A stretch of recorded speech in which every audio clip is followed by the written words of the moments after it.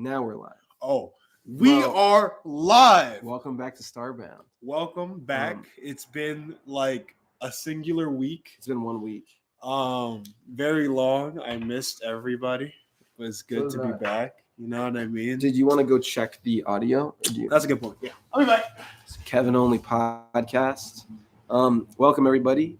May the 4th be with you. It is Star Wars Day. As you can tell, Sean and I are fitted up. I actually wore my Star Wars shirt last week, not thinking that this week was like Star Wars week, unfortunately. It just happens to the best of us. But because it was Star Wars Day, Sean and I, we haven't started the new season of The Mandalorian yet. So we decided to watch the first 2 episodes to celebrate.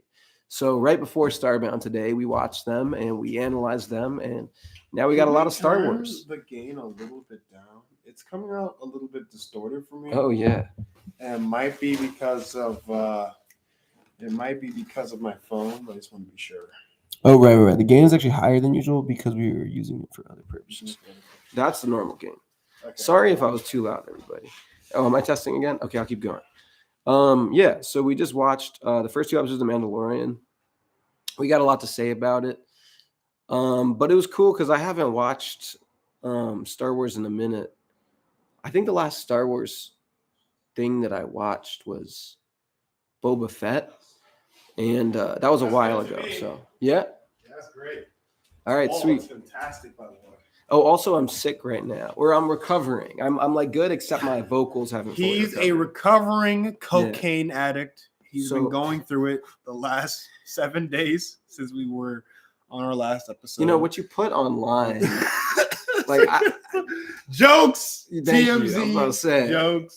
I'm about to try to get hired at some like super fancy company. Yeah, I was gonna say someone might call you and be like, "Hey," they're gonna be like, "We heard you were a cocaine addict." I'm like, "Then you know what the."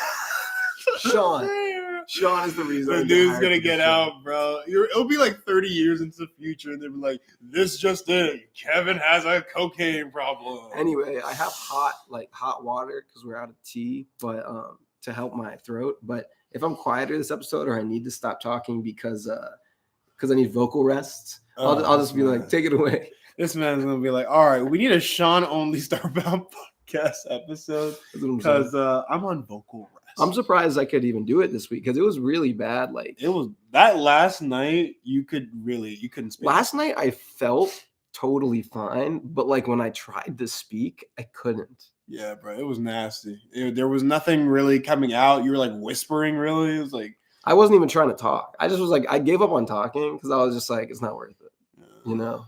And this much talking is already a lot. Keep it going. I think you don't sound at 100% for me, but you sound good enough to have like conversations with. Right. I think, let's try to keep it up, and hopefully you're on the back half of your illness. It'll suffice. That I guess I did have something and gave it to you because I was also had the same issue maybe 2-3 days before you started having this issue, or like 1 day before or something. But yeah, whatever I had, I just gave it to him for free.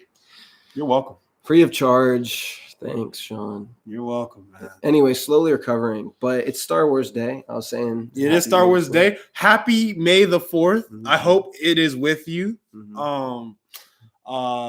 I love Star Wars. Let's get into like a little bit of like what Star Wars means for us. Yeah. And then we can get into some Star Wars stuff that we were doing today. I already told him that we watched. You already spoiled it. Okay, good. So we watched Mando season 3 episode 1. Didn't you hear me talking about it?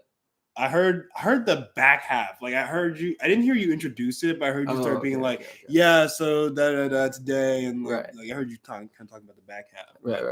Anyway, just making sure you didn't spoil it for yourself. Like spoil it. Yeah, no, I didn't. I didn't spoil it for myself. You got something to rediscover later. Yeah, exactly. Anyway, today's Star Wars Day, so let's give a little appreciation to George Lucas. We're doing Star Wars. Oh yeah, he went to USC, right? He did go to USC. Actually, his name is on one of the buildings over there. They have half of the cinematic arts building dedicated to Steven Spielberg, who they denied, and then the other half is dedicated to George Lucas. So, yeah, that's interesting that they did that. Yeah, they keep talking about Steven Spielberg like, oh yeah, USC alum, yada yada. But like, no, bro, you denied him every time he tried to get in. So how is he a USC alum? He's not. So he's not. I don't know. But you just said they say how he is. I think they say he is because he is a patron. Like he gives a lot of money to the school. But that's not an alum. You're saying people call him an alum? I'm saying USC officially calls him an alum, probably just for business purposes. Okay, I was going to say his name is on the doesn't an alum mean that you went to the school? You think, right? But I guess in a business where who you know matters, right, USC loves to say like, "Oh, we know who that guy is." Mm-hmm. You know what I mean? He pays for a lot of the stuff there. So. Yeah. But no, he never officially went to that school. They might have given him like an honorary, like. Just because of your achievements and because of what you've given to the school, we will make you an honorary alum or something like that. Mm-hmm. Or like an honorary degree or something like that. But no, he never actually went to the cinematic arts school. Interesting. He tried, but he never went. But he's Steven Spielberg. But he's also the GOAT. Spielberg or Spielberg? I think it's Spielberg. There's no H. It's just SPIELBER.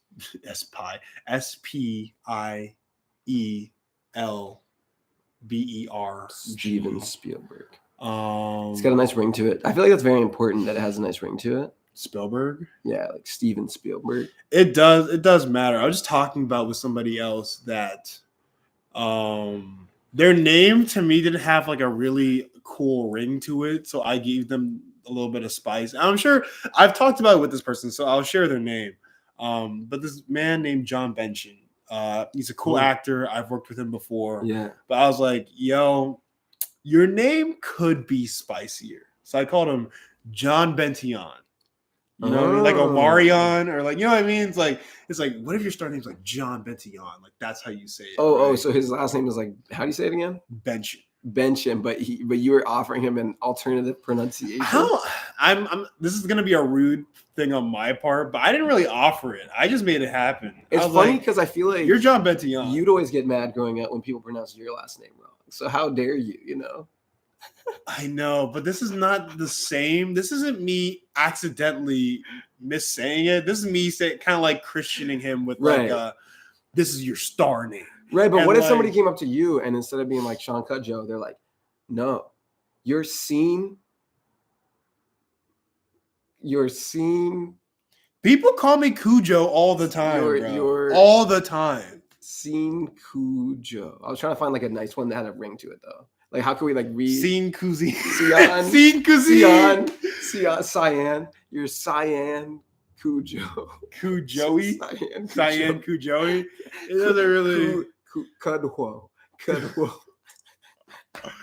That is a butcher if I've ever heard it. Your name is Jean Cudhuan. Jean Cudhuan. It's French. Jean Cudhuan. It's French, bro. It's French. All right, everybody who, if you want to talk to Sean again, please refer to him. He's referring to me as Jean Cudhuan. It's French. Okay. So I'm saying, if you're not speaking my language, you're not speaking my language. Something like that. But I used to call him John Bention, and because the ring was just so nice, people would start saying it, and they'd be like, "Fuck, like that's like he's not. That's not what his name is." But it's caught on. It rolls off the tongue. You know what I mean? Like it's John Bention. I think I told you I met that one guy named like Steven Steele or something like that. What a superhero. That's what I said. I'm like, bro, it's like a superhero name. Steven Steele. My name is Steven Steele. All right. Cool, man. You sound straight out like The Boys or something like that, bro. Speaking of, dude, I'm not 100% sure, but I'm like, there's like a,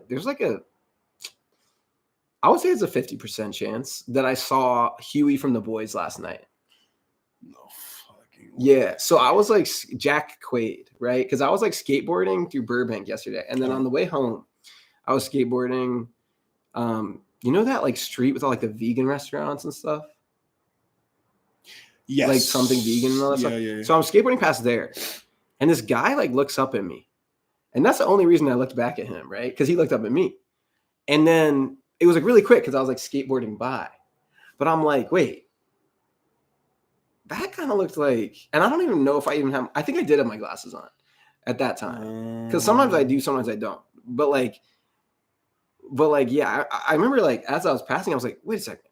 And I was like, in my head, I was like, is that Jack Quaid?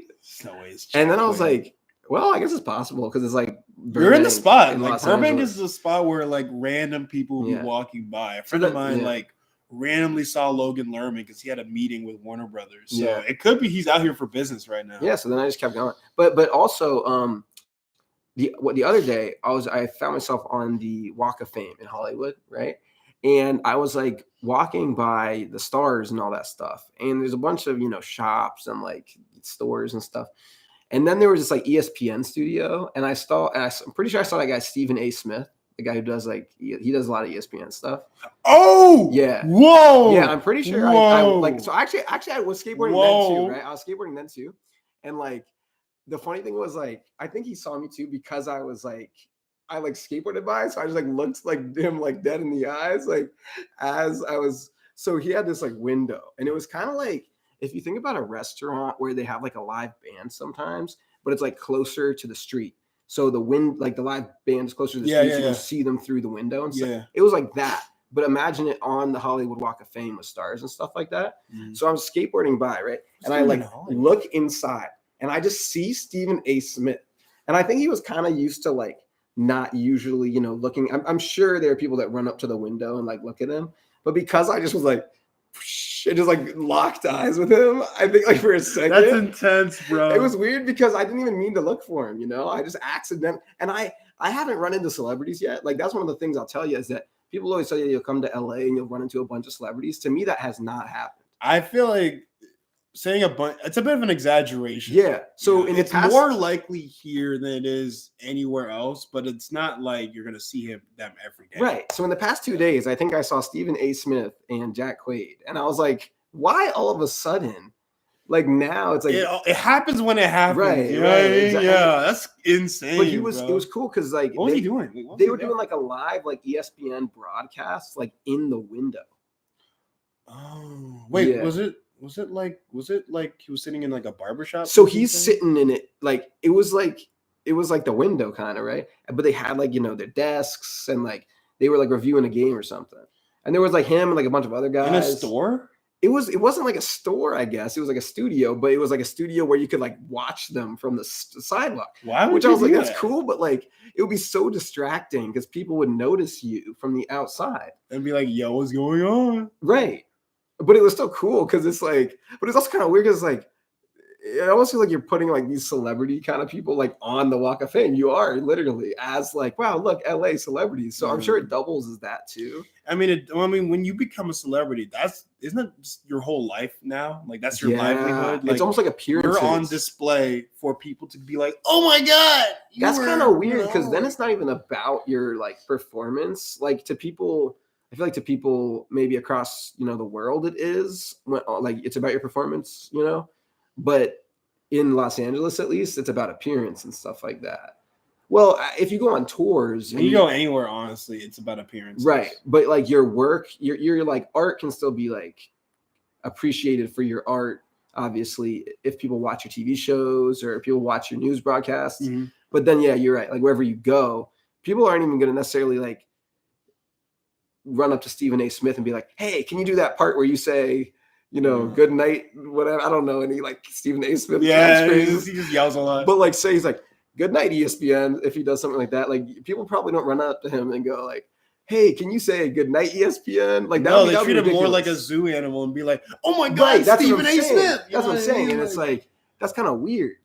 But I mean, it makes sense because people just like, have these heroes they see on TV and stuff like that. It's just kind of what it is. Yeah. I don't know how to explain it because when you see someone like that in person where they might have had an effect on you in your personal life where either they entertain you or they got you out of a tough situation, whatever the thing is, they're put as this magical creature now that you have no connection with, but you for some reason have this deep emotional reaction to. Yeah. So when you finally see them in person, it's not like this is the person Stephen A. Smith.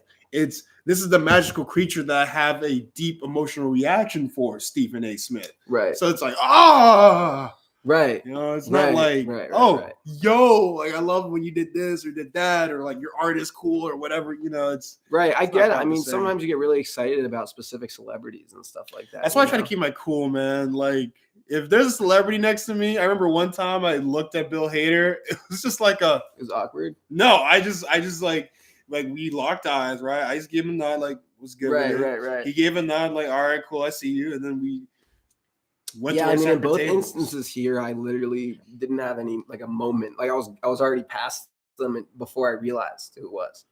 So it was like I saw them and I was like, and then I just like was back. And I was like, wait a second, I think that was that person.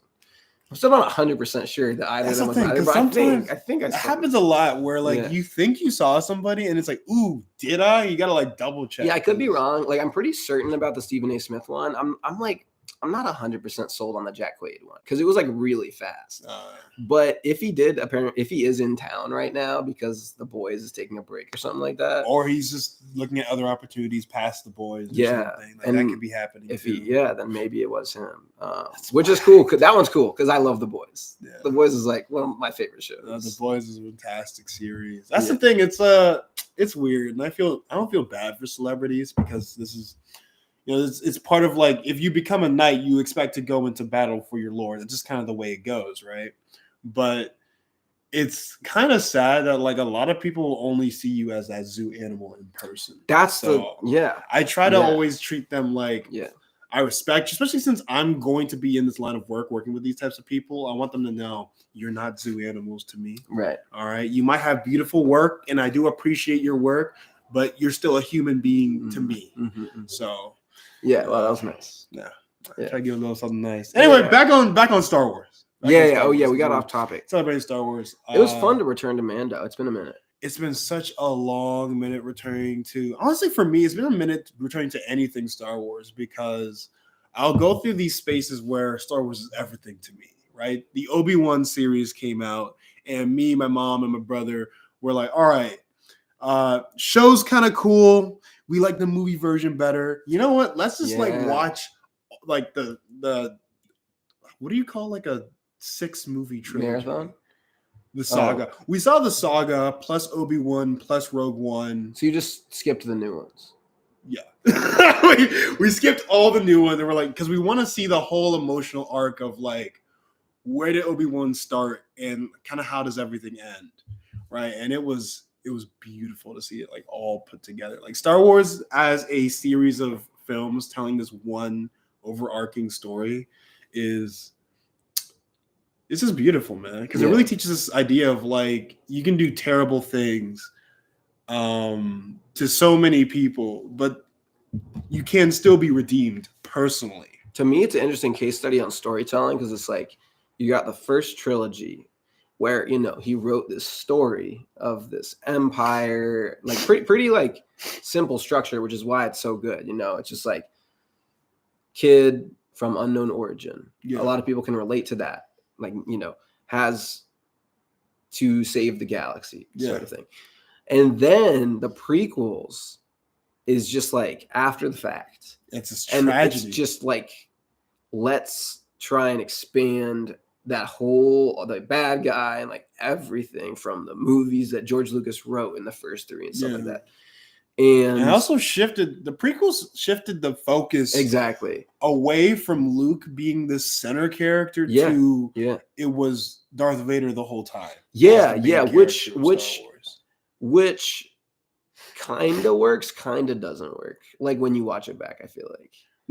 Well, how does it not work? And then tell me how it works.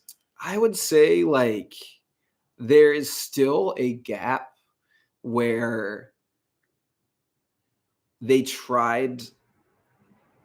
still a gap that like they tried to merge in the Obi-Wan show, like where Leia and Luke are growing up, that I feel like we still don't get quite enough context of like Luke and Leia's life, in my opinion, for it to be.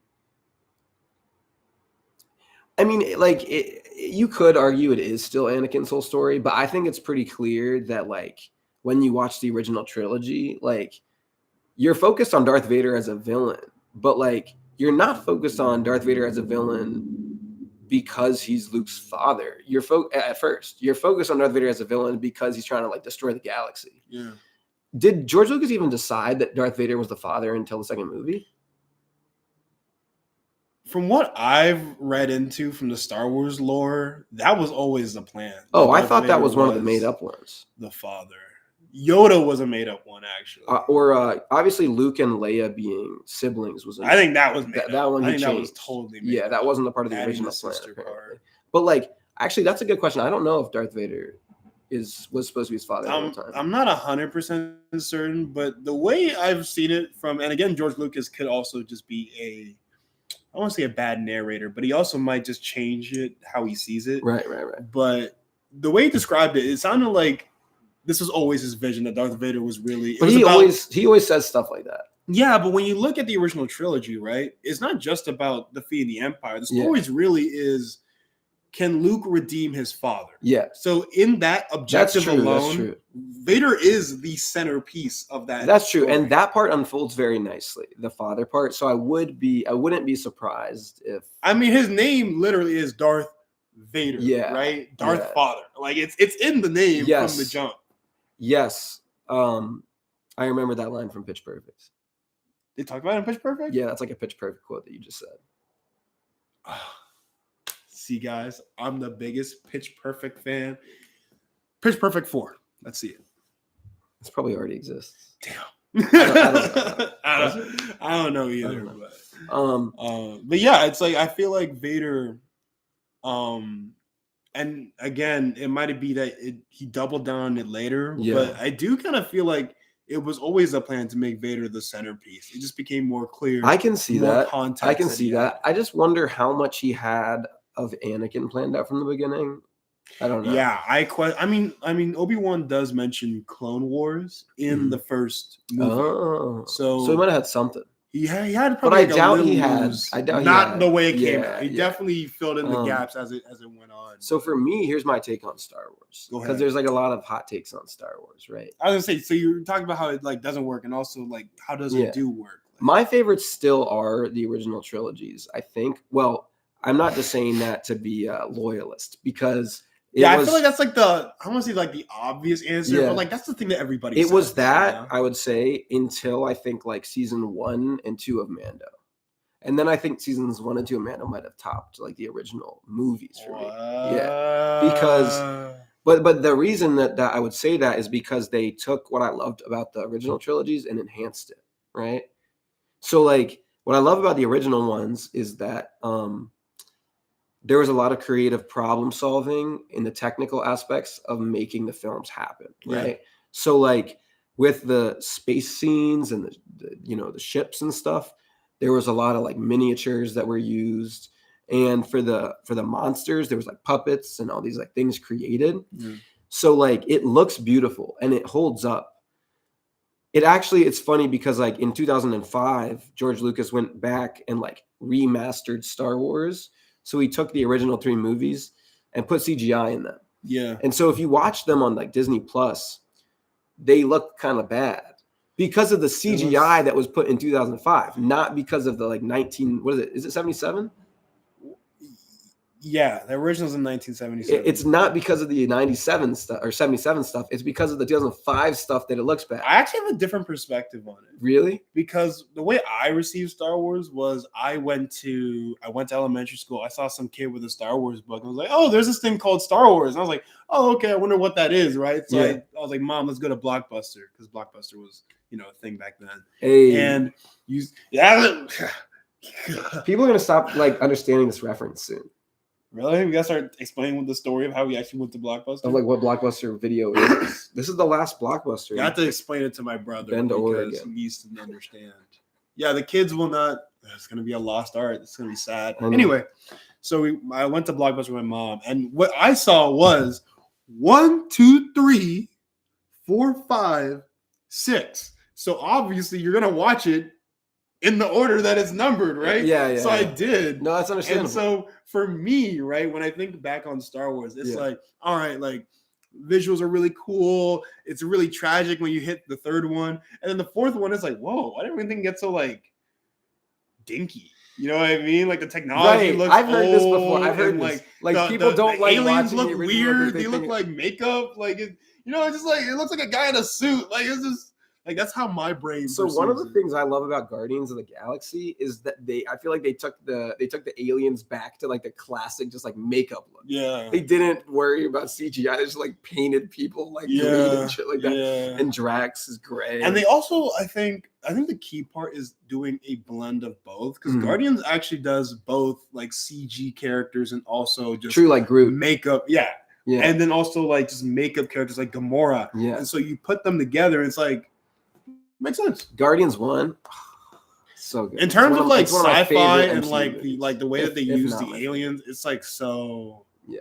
I love the way that it blends all of its different characters. It's really good. But yeah, so like on a different sci-fi franchise. My origin with Star Wars, I think, was like I went to a yard sale once with my like parents or something. You know, we probably just like, saw like a yard sale sign, and I went and I found like I don't know if I found it or my dad found it or something, but it was like this like we might still have it. It's like these 3 like VHS Star Wars tapes. The tapes. Yeah. This man has the tapes, like bro. the tapes. And it had like there was a Yoda on one of them. That's probably Empire. And then it had like Obi-Wan on one of them, New Hope. And then like I don't remember who was on the last one. It's probably Darth Vader or something like that.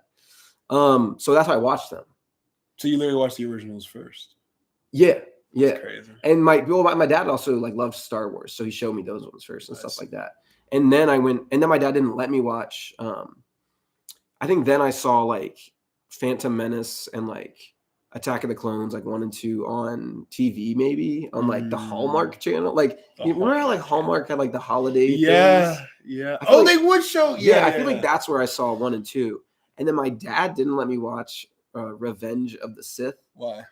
Because two people died. Yeah. Like I wasn't allowed to see like The Dark Knight when it came out first. It was neither was I. That movie was too intense. Yeah, and we're like the same age as the year roughly. So it's like I am the same year. No, we are. Yeah. We are. Yeah. Yeah. You're trying to make it like it was only you. No, because I don't perceive myself as like not the same age as the year. I know like, it's the easiest way to I was like, but no, it. but like we're both like the same. Yeah, because we're only like 2 months apart. I'm a month after New Year's, and you're only like what 2 months after or before New Year's. Yeah, we're only 2 months apart. Yeah, so it's literally like we're the year basically. Exactly. We're the year. It's the easiest way to describe it. No, we're gonna be old as like hell, and they'll be like, "Oh, how old are we?" It's like, I don't know, what year is it? Yeah, you know what I mean, like what year is it? That's what I'm saying. It's like the easy. It's like it's nice to be able to refer back to that. It's nice. Anyway, yeah. So for me, it was like that. I didn't when I was little. I didn't obviously notice like the effects and stuff like that. But then on rewatch, if you watch the originals now on like Disney Plus, which I've tried to do, and then you see like the CGI stuff they've put in, it just looks funky. It does look out of place. It looks like you have this movie and then you have like this just like right on top. So it looks like worse because of the 2005 stuff. Interesting. So it's like you almost need to like, but there, you can't get the originals on DVD or on digital. That is wild. So like you literally can only watch it on tape. Wait, does your correct me if I'm wrong? Does your tape version not have the?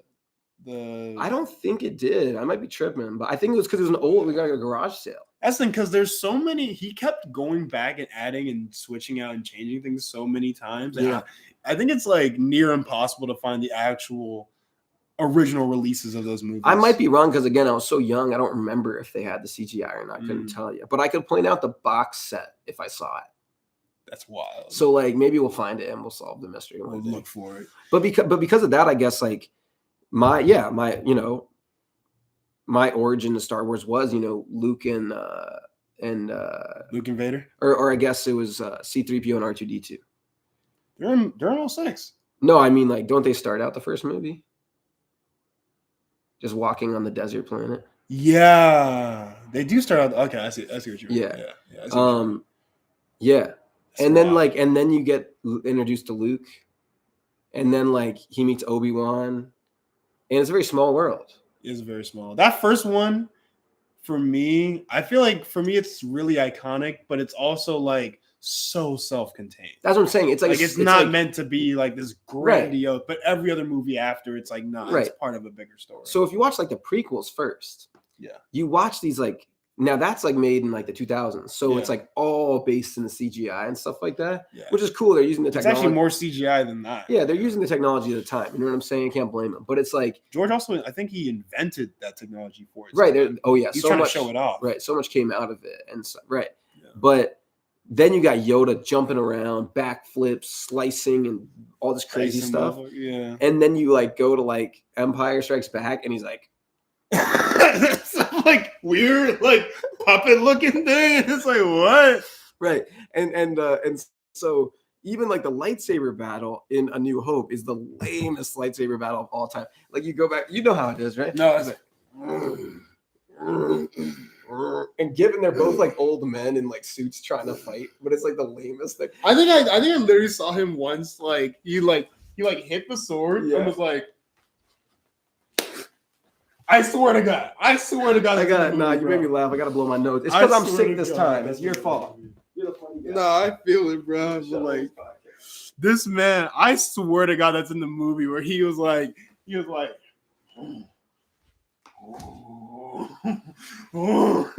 I mean? Like that original fight scene. I don't want to call it terrible because it's also the first one, and obviously you're supposed to build off of the blocks that you started with.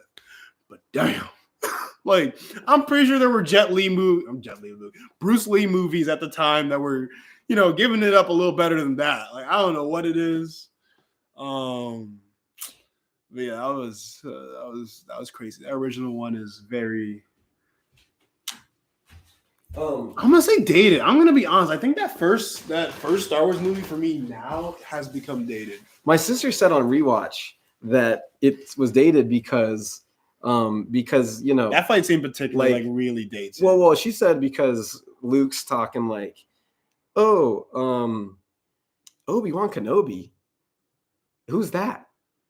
It couldn't be old Ben Kenobi down the street, could it? Like it's like she's a little cheesy, but like that is dumb as fuck. He should have realized. But also that would be way more cheesy in concept of watching the prequels first.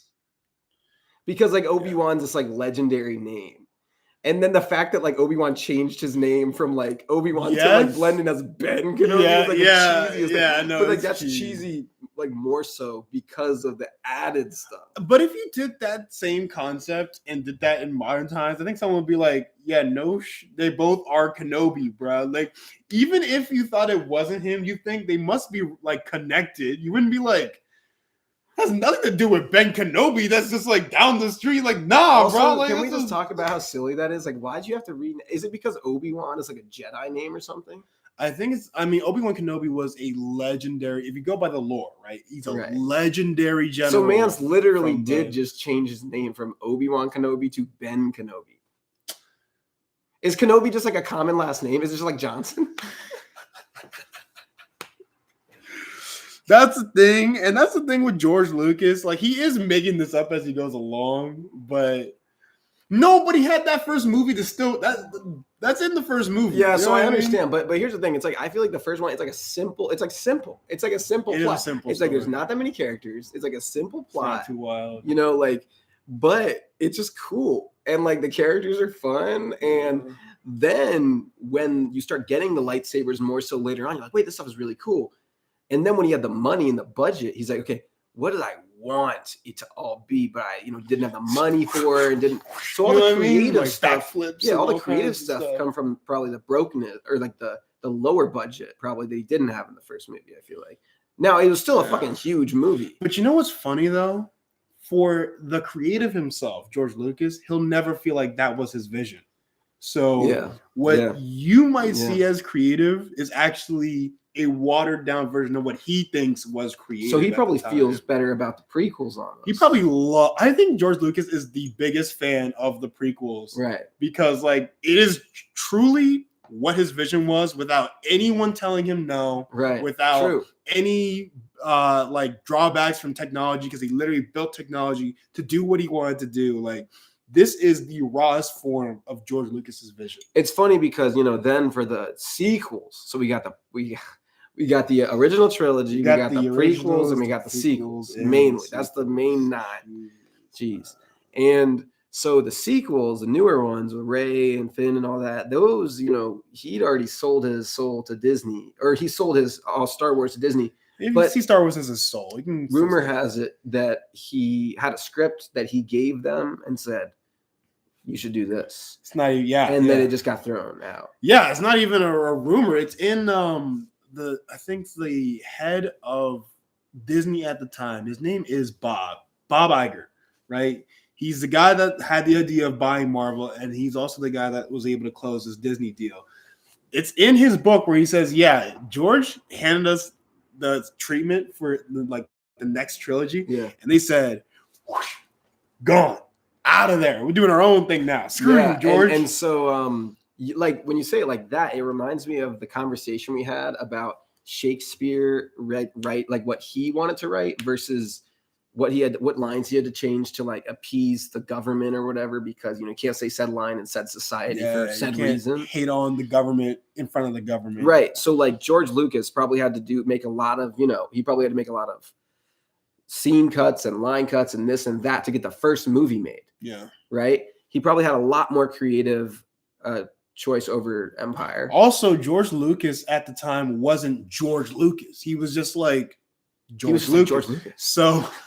So the creatives around him didn't idolize him as this god that cannot do wrong. Exactly. There's probably fighting back and forth with other creatives. I bet even though, A New Hope, I bet even throughout Empire and Return, there was still a bit of that. Yeah. Just to be sure, because he was still a young filmmaker. Yeah. So I think you're right that the prequels are probably where he really got to do his full creative vision. And because they did so did they do box office success? First one did. But they got panned critically. Yeah. I think they're all actually critically or critically financially successful, but critically panned, destroyed. That's probably all the Star Wars movies. Huh? It's probably every single Star Wars movie except for Solo or something. How did Solo? I like Solo personally. Really? Yeah. Jay and I liked it because actually I don't want to speak for Jay if Jay didn't like it, but I think we both enjoyed it. Because I like heist movies, and they kind of did it in the style of a heist movie. I didn't really I kind of knew that. I knew with the premise going in, there's not going to be Harrison Ford. So I'm not going to judge him if he can't do a perfect Han Solo impression. And I went in with that, not expecting it to be perfect Han Solo impression, and I really had a good time. And I thought it was a fun heist movie. And isn't Woody Harrelson in it too and stuff? Woody Harrelson was in it, but for me, it felt like the story was printed out by a printer. It was just what is it called? The thing you've been using? ChatGPT. It felt like ChatGPT came up with it because it didn't give you anything. You didn't walk away with this new understanding of Han Solo or anything interesting as a heist. I guess that's the difference. Is I didn't want really to go in with to leave with anything. But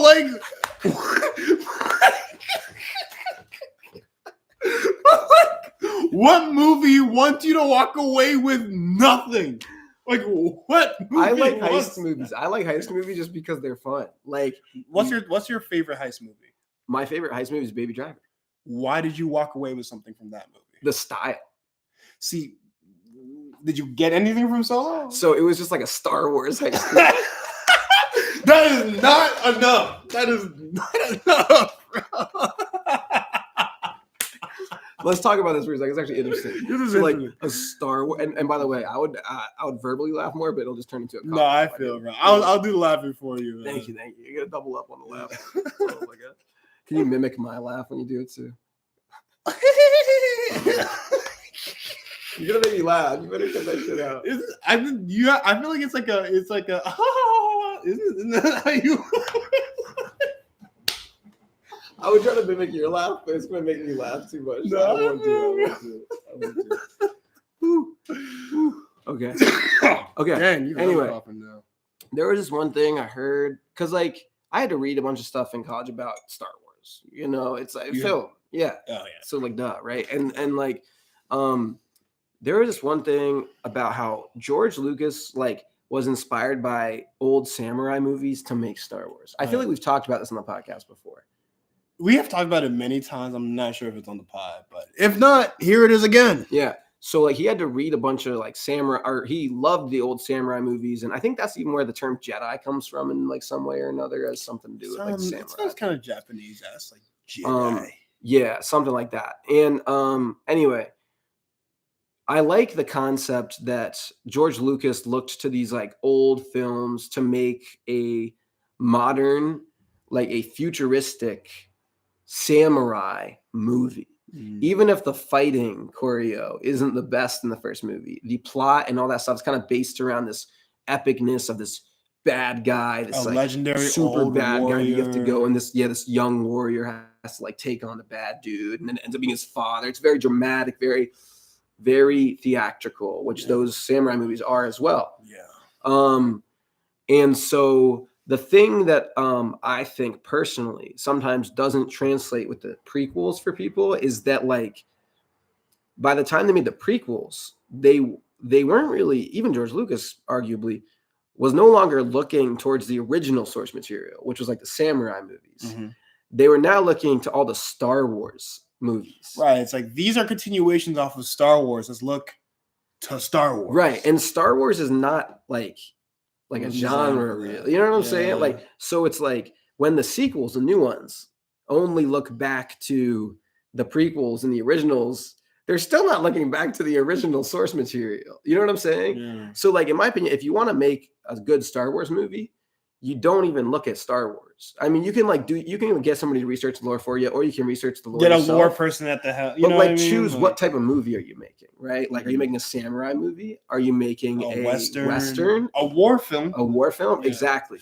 And I think the reason that I think Mando is the best since the original is because Mando, to me, I think actually this whole spiel I'm going on right now might be from Jon Favreau, because I think it was something I read from Jon Favreau. Oh, so he might have said this. This might be from what he said. For making The Mandalorian, he chose that he was going to make a Western. So like if you watch the first 2 seasons, it's like a Western, and there's no cowboy hats. But I think there might be a couple. There might be, and like you get, he's this like cowboy in the sands with his guns, and he might be on an alien planet, but it looks the exact same as a spaghetti Western, and he's like a knight in shining armor, but he's got guns and stuff. So cool. Yeah. And so instead of going back to all the Star Wars, like he went back, and it makes sense with the with the story. Yeah. But at the same time, it's inspired by Westerns. It's not inspired by. I think that's a great point about making continuations off of a particular like lore. You shouldn't base your entire story off of the lore itself, because you're basically chasing your own tail. You're not actually expanding it into something else, right? Why Mandalorian works so well is because it looks at other things like Westerns to decide, all right, what direction do I take this, right? Let me take this Western concept, slap Star Wars on it. Oh, yeah. That's what Star Wars is. Yeah. Slap something on it. I would also argue that Mando focuses more on style than on plot, which is what I like a lot about it too. Really? Because like, especially in the first 2 seasons, like the plot is very simple. Like every episode, there's like one thing he has to do. And like, it's like we joked about it. It's like a video game, and it's like, you can only get off this planet if you help me, refill my Gatorade bottle or some stupid. You have to go to this faraway gas station and he's like, refill my Gatorade bottle. I guess I have no choice. Yo, what in the side quest is going on, bro? But it doesn't matter, because like whenever he's on the planet, it's like a really cool planet. So it's about exploring the terrain and like seeing all the cool shots and stuff. Whereas, like, if you were trying to follow the plot, sometimes you probably get frustrated. You're like, why is he on this side quest? Like, those jokes were running. Back when season 2 was like in the middle of airing, people like every week be like, man, this is a new bloke that wants to do something else that has nothing to do with getting Grogu back to his, I love that guy, though. I have spoken. Oh, that guy's fantastic. That guy's great. And Rogue One, I really liked too. I know some people didn't like Rogue One. I know some people bash on Rogue One, but I don't want to sound like a schnob, so I'm going to try and find a better way to explain this. But you're not I feel like if you hate on Rogue One, you're not seeing the movie in the way that it's asking you to see it. Does that make sense? I feel like every movie, every story, or every art form really asks its audience, hey, I want to be viewed like this. I'm showing you something, kind of just join me on this journey, right? And I think the first step as an audience member is to accept, all right, this is what it wants to be. Let me see where it takes me. And then you can judge it after that. I think you could argue the same for Han Solo. No matter, what your eventual things are. It's like if you go in expecting Harrison Ford, that's not what you're going to get. I agree. And I never thought that I was going to get Harrison Ford. I know you weren't. I was just saying that's an example. Yeah, no, but I agree. I feel like a lot of times people judge something for what they wanted it to be instead of judging it for what it is. Exactly. Yeah, and I agree. Right. And Rogue One, I went in with no expectations, though, because I was just like, what the fuck is this? And I thought it was awesome because there's like a blind Jedi or some shit like that's crazy. Every time I watch Rogue One, it gets better and better. Because for me, it does something you were talking about where like Rogue One isn't, first of all, Rogue One is oddly based in every form of media of Star Wars ever when it first came out. What do you mean? It had something from the prequels. Has something from the originals, has something from the Clone Wars, has something from Rebels, has something from like literally like every piece of like Star Wars lore. I think it takes place in between 4 and 3, no? It does. Yeah. Okay. So it's just in this perfect place where you can just tie so many different things together. And then Mando takes place after 6. Yes. Yeah. But also Rogue One, even though it's rooted in a lot of Star Wars, it's actually based on just a war movie, right? These are soldiers down on their luck. They have no resources, no nothing, but they're facing this like ultimate threat of a military force, right? Yes. And they're going in knowing they probably won't make it out. That was the epic part. Absolutely. I only saw the war part was epic. I only saw it once, I think. And I think maybe twice.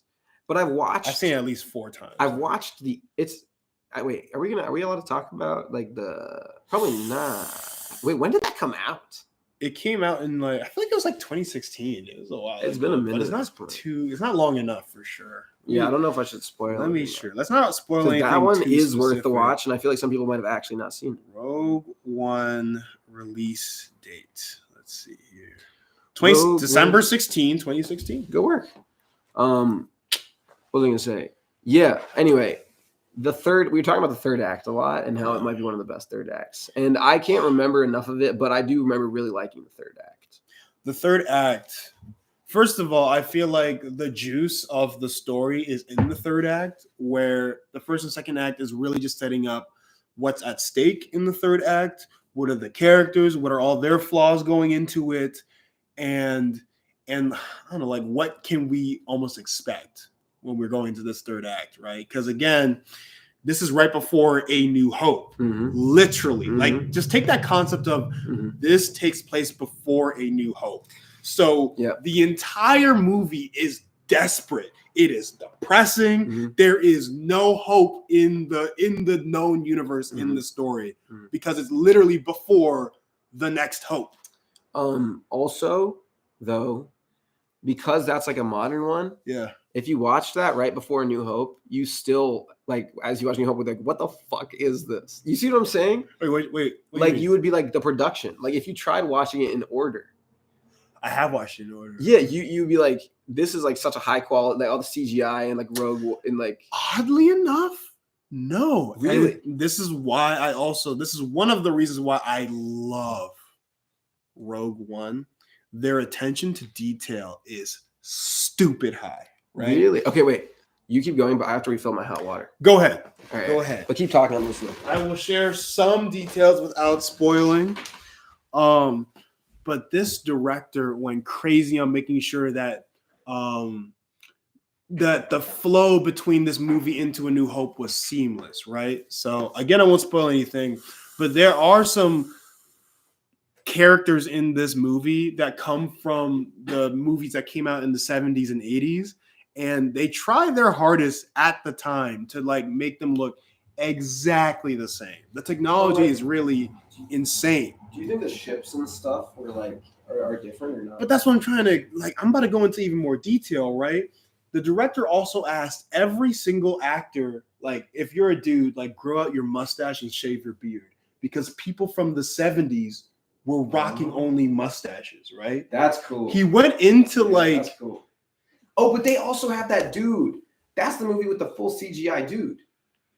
They did have that. That was weird. That was weird. They're trying their hardest, man, because that's a very necessary character for the story, and they tried their hardest to like make sure that every element was exactly as you remember it. But that's like a weird like societal question. It is. And we can go into that question in a second, but let me finish this really quickly. There was also this thing where this character's in the trailer, so it's not a spoiler. Darth Vader's in the movie, right?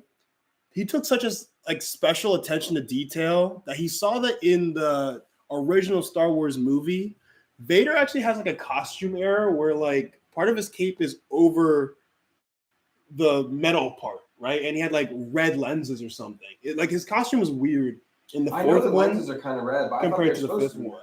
Huh? The lenses are supposed to be. They changed it to black in the fifth, sixth, and oh, really? Yeah. Oh. Like there were just like a lot of mistakes in Vader's costume. He made sure that the cape was over, the red lenses were there, the giant looking helmet was correct. But in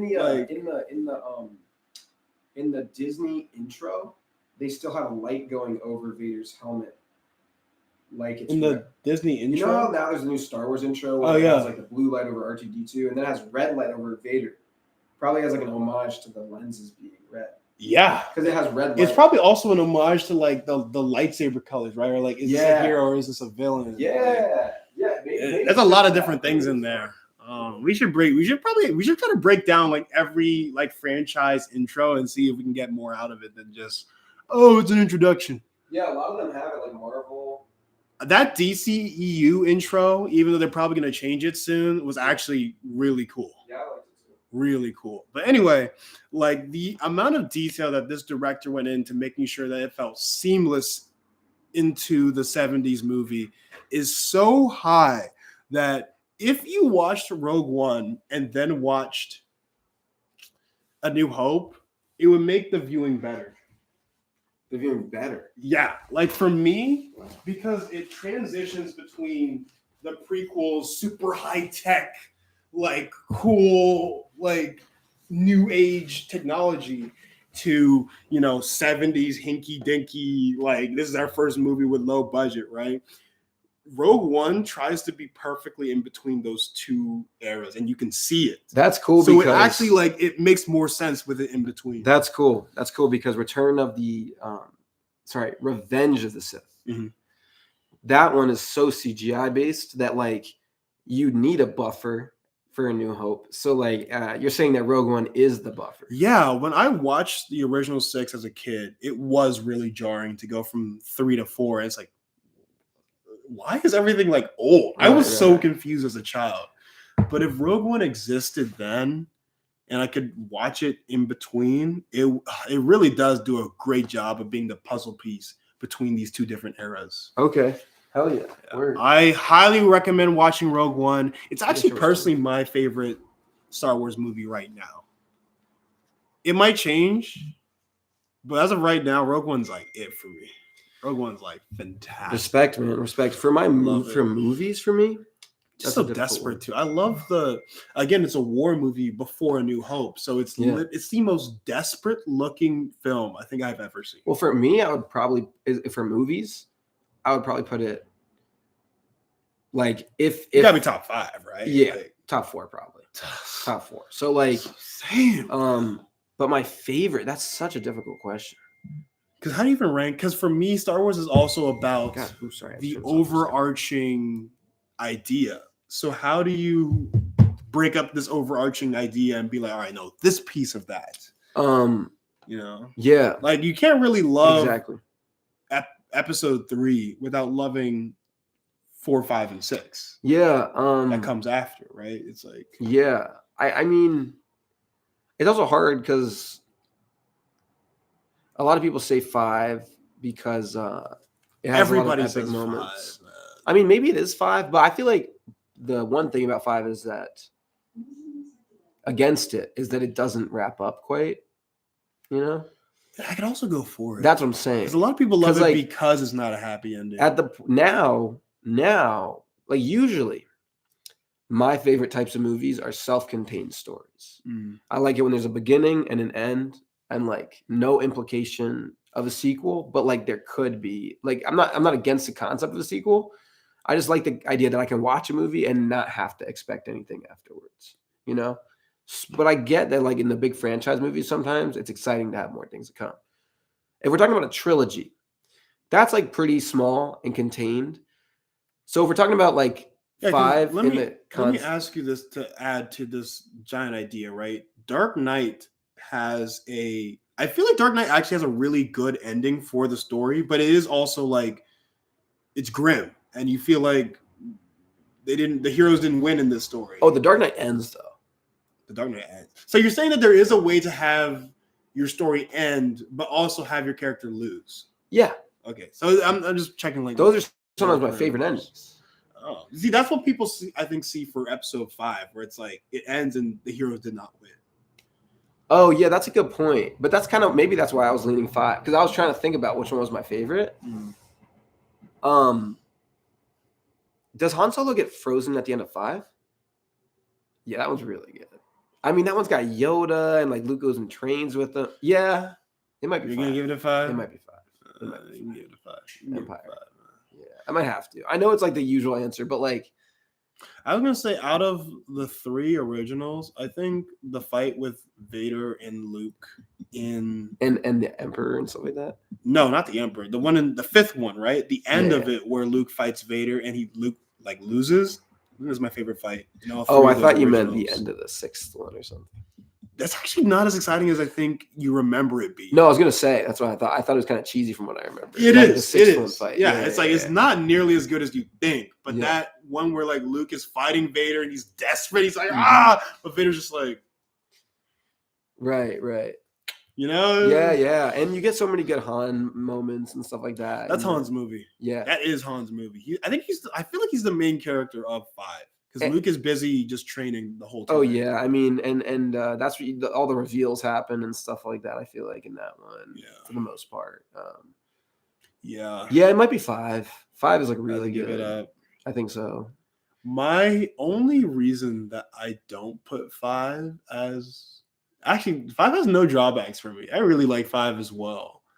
I think I'm just like a sap. I don't like it when my heroes lose.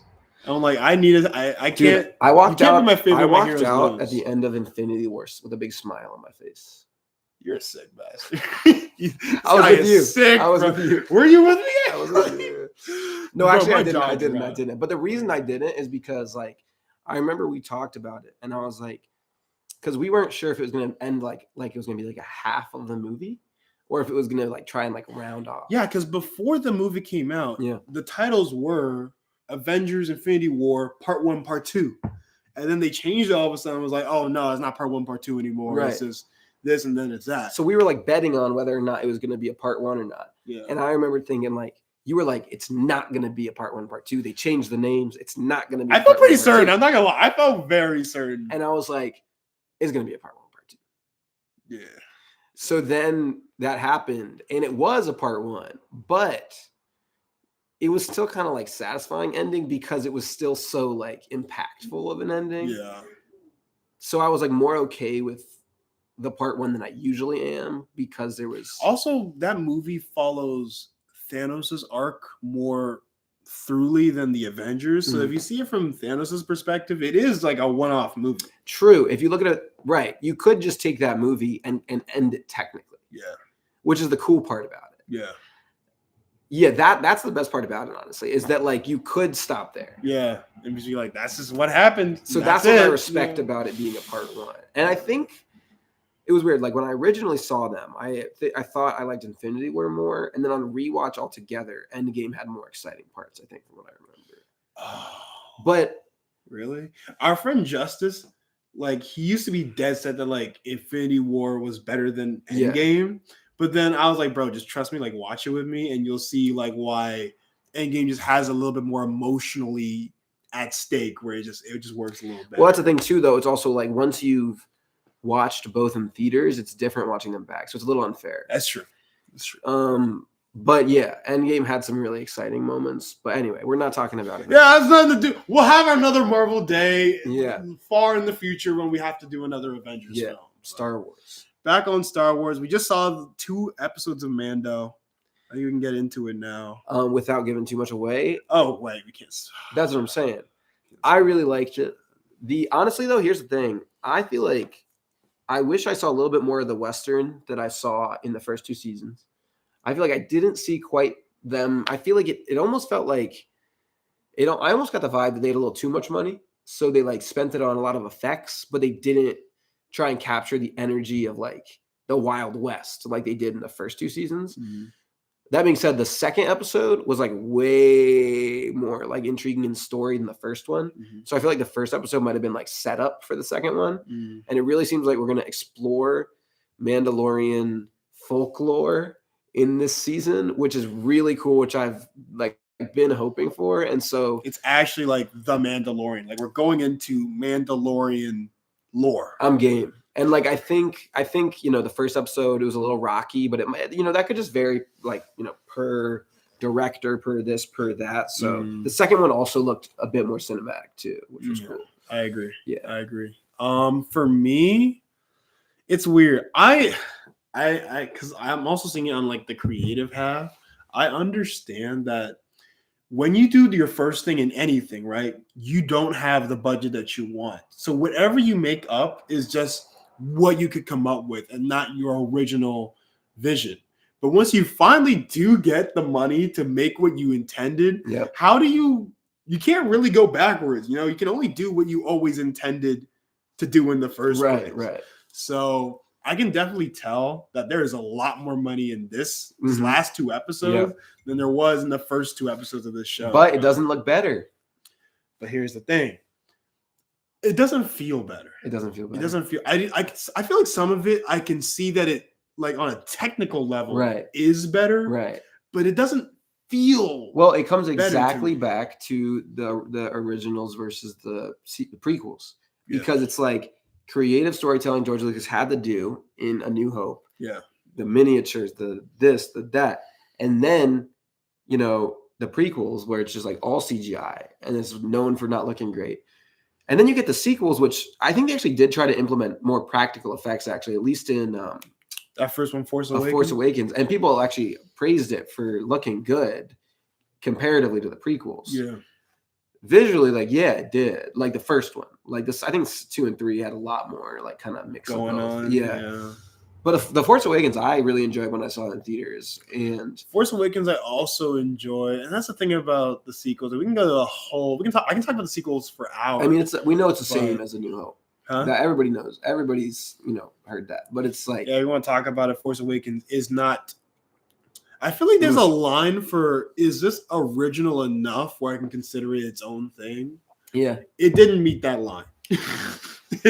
It's very similar to another movie in this very same franchise. But is he wrong for that? Because it's like if you're a director like J.J. Abrams and you need to like play out nostalgia and like the prequels are so widely hated, like he just like he really did just like take the script and say like which character can be which character and then which parts can I make a little bit spicier, and he did it. I don't hate him for it. I enjoyed myself when I was in theater. And like, look, the last time Star Wars tried to do something different was the prequel. So if you come off of that, you're scared, right? And I get it. And again, this is just it was supposed to be the jumping off point. So I understand it. I just wish if they were going to do a retelling, there was a stronger narrative reasoning why they did it. Right? Yeah. What's the connection between Rey and Luke from way back when? Yeah, and that was really explored. I know this is coming from somebody who just said that I like self-contained movies that don't lead up into the sequels, but if they could have still done that, whatever the original plan while was, having like a little bit of a plan, because like you knew you were going to make a trilogy. So if you know ahead of time you're going to make a trilogy, you might as well try and have through lines throughout the trilogy. And that's the thing about making a trilogy of movies. Star Wars has always been like the trilogy. There's a through line in each 3, right? Right. And then if you conclude both of these 3, there's a through line in all 6 of them. Right. So these three just feel like they wanted to do their own thing. And in each movie, they also wanted to do their own thing. Exactly. So it's like, this doesn't feel like Star Wars. And we know that this is because of the whole Ryan, what's his name? Ryan Johnson having beef with like J.J. Abrams' pit. Or do we even know that even happened? I don't know if there was beef. I think what it was is that JJ made the first one and had some ideas for what to do with the second and third. Yeah. They gave Ryan Johnson complete writing power. He just threw it out. So he, like Disney, ironically, was like, cool, gone. Let me tell this story instead. Right. And then they were going to have a third director come in for the third one. But because everything was going crazy after Ryan Johnson, they're like, JJ, please fix this. And so JJ just took Ryan Johnson's script and said, how do I make it my script again? And then finish the story. It doesn't even feel like he tried to make it. It just That's felt what like I'm saying. He just said, screw what Ryan did. Well, he tried to course correct, but it's like the middle movie already happened. There's only 3 movies. It's too late. So he tried in like one movie to take everything back that Ryan Johnson said. You know, and Not a good idea. I don't even think I can spoil it because it's like it is a fresh movie. So But- we'll leave it where it is. But if you haven't seen those movies and you want to end up watching them, and you do, you might be watching them today. yeah, you might be watching all 3 of them today. Yeah. You'll definitely feel that third one, instead of just telling a story as a continuation of these characters, it really wanted to be its own story, which The third one? the third one. I feel Really? like because it didn't continue what Ryan Johnson did, obviously, but it also didn't continue what JJ originally did in Force Awakens. I kind of disagree. I would say What if it did? I would say this is what happened, right? J.J. Abrams set up, like he had a plan. Yeah. Okay. He had like a plan because it seems like he does. He has all these like cool characters and like stuff that are like ready to go, right? Mm. And then he gives the plan to Ryan Johnson. Mhm. And Ryan Johnson goes, fuck your plan, bro. I'm a director. He is. He has some great movies. He's got Looper. He's got Knives Out. Right? He's not a bad director. He's Don't a good get it director. twisted. He's a good director. This guy can do it. There's a fine line between directing like just like a film and then directing like a big franchise movie. It's a lot more people and like all that stuff, right? It's a lot more involved. Anyway, I think Ryan Johnson said I'm a director, like I'm a film director. So I'm a writer-director. Franchise guy. I'm gonna write my own story. I'm gonna do. Did he write it? Yeah. Oh wow. So you can see where the problem started to come in. So then he didn't take the fans and stuff into consideration, which for Star Wars, you know, it does matter because you need to study the source also, material. he didn't even take Mark Hamill's ideas into consideration. Right, like maybe Mark Hamill has some idea of who Luke Skywalker is at this point. Maybe, just maybe. There's so many interviews of Mark Hamill being like, I know. guys, I tried to tell him that this was a bad idea. I know Mark Hamill just like publicly roasts it, but it's like, yeah. So to me, everything that Ryan, like that JJ gave Ryan said no, and then he lit it. Like it seems almost verbatim that he switched it, so it's the exact opposite. And Ryan even had this interview, I think, where he says like everything, like all the expectations you had. He's like, I like something about how he wanted to like subvert expectations. Subvert expectations. Jesus Christ. He just man. all he did was just say no to every idea that JJ had, though, basically. And so he says, like, oh, JJ's like, who's this? Who's this? Who's that? Where's this going? Where's that going?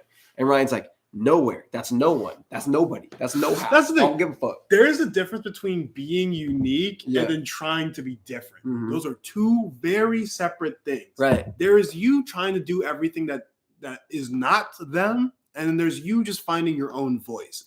And what he did was say he was trying to be unique, but really he was just trying to be different. Unique New York. And Yes, unique New York. and then JJ comes back in because they're like, JJ, at least yours was like technically, critically, and like both acclaimed. It was the more successful one critically out of the two. And fans liked it. Other than It the was fact less that it was a New controversial. Hope. Let It me was, say yeah, that. it's the least controversial of the 3. Yeah. And then they're like, JJ, please save it, right? So I feel like JJ like goes into the like Ryan Johnson shredded the documents, right? JJ goes into the trash can and he starts like putting it back Frankensteining together. this. Yeah, he starts like scotch taping it back together, right? That's what it feels like. And honestly. then and then he's like, all right, what can I do? And so JJ was like, this is this person. This is like, I can't give it away. But then JJ's like, actually, Ryan said that this person was not important. Psych, nah, they're important again in the last movie. And it's like, what? So that's the thing, like, what was the point? And I'm not gonna spoil anything here, but I'm about to teeter the edge here. But that connection with the main character, in the third one, right? The what he set up in the third one, do you think that was his original idea when he did the first one? No.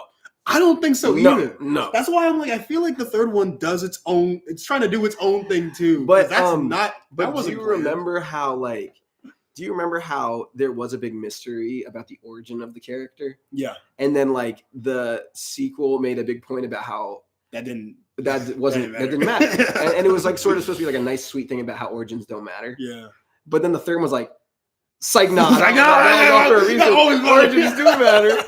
I'm like, what is this? That's why it's like you need like a cooperative group for a 3-movie trilogy. You can't just like hand off the script one by one. Like honestly, and I get where JJ is coming from, because I would feel slighted if I had this great vision and someone said, "Screw your vision." JJ Abrams is a great director. Like he's directed 10 Cloverfield Lane might be his best one. I mean, that's the one I saw that I really liked. Just to make these movies more seamless or consistent, he should have probably just gone with what Ryan gave him and just keep moving forward. I agree. I think JJ did a good job with the first one. I'm not a huge fan of what Ryan did with the second one, but there is some fantastic scenes in the second one. So Ryan did like there really are. I think like for me, it's okay. Part of me does feel like what Ryan did was bad, but it's more so just controversial, not necessarily a bad film. Right. If you take it outside of the context of Star Wars, there is some good stuff in there. That being said, I do think they both got a little too creative with the Force, like way too creative with the Force, actually. Like what the fuck is this? Yo, that's what I'm saying. Like, I think some of it JJ clearly did not plan out, because there are some abilities in that third one, Rise of Skywalker, that break everything George Lucas did. Before that, he just destroyed it. And I'm just like, it's almost like the damage that you did to Star Wars is actually worse than whatever damage you think Ryan did. Right. To Star Wars. That's the thing. Because this is bad. Right. And it's like, yeah. I think that's true. I think he was so offended almost, but I might be wrong, but I think he was so offended by what Ryan did to his like creation that he said, nah, everything you did doesn't count. Like none of those characters matter, and all my stuff is still like I'm gonna make it matter as much as it can in the next 2 hours. Yeah. And then he did it, but he did it by crazy means, the movie and he felt didn't like a Frankenstein. It was just too much course correcting and not enough storytelling. But like it's fun. It probably would be fun to watch them back to like laugh at as like a battle of directors, because it really feels that way.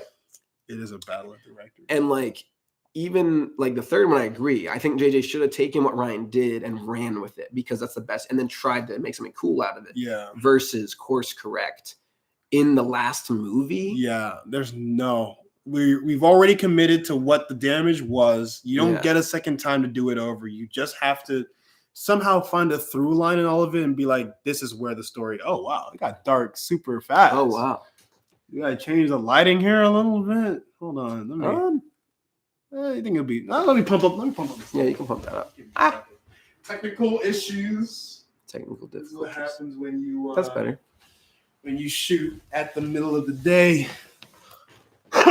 Yeah, that's a lot better.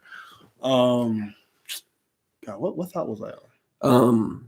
Oh yeah, just like finding a through line in these stories, because I get it. Like, this is not what you intended, but it's here.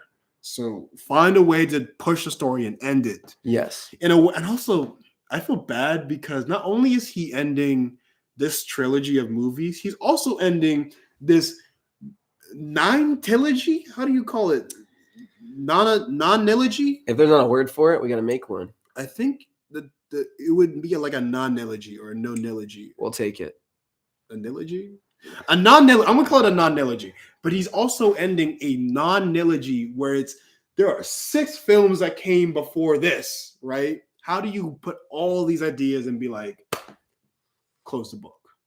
Yeah, I think JJ, because I heard that he was like, I mean, I might be wrong, but I feel like I remember hearing that he was offered all three.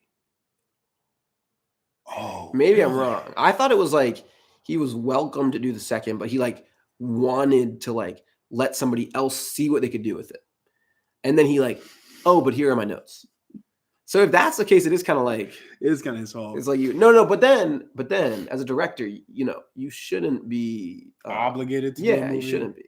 That's a good point. And That's if a you good gave him his point. notes, it is kind of on Ryan then, like, you know, but you also have to accept what happens As a when director, you do let somebody. right. If you care this much about the story, then you should be the one at the helm. I just like picturing like JJ being like, look, I want somebody else to do their take, but here.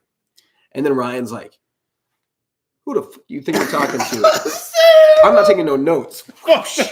In fact, give me the first script. Okay, not happening. Actually, you know what? Bring that shit back. Let me just make sure I just cut exactly. It became a to-do list of what That's, not to do. That's what it felt like from the get-go. And Yeah. I'm like, Ryan, did you plan your movie over? You had some prior beef with JJ Abrams. Like, what? Why is your script feel like it's written to like be like, nah? And maybe just Ryan's is that type of creative. Because for me, if someone gave me a sequel to what they started with, I would try to be like, all right, where were you going? And let me see if I can kind of help tell the story, but it sounds like a fun task. I agree. But it's like I feel like he's like, screw that, bro. He said, screw all of that, man. Like you subverted expectations, but like it did not make for a great piece to a saga. It was interesting. But yeah, that's why like on rewatches, I always leave out the sequels because it just leaves such a bad taste in the mouth. Yeah. For me, some of y'all might love them, and that's great. I'm glad y'all love them. But for me, it really does ruin my experience. Wow.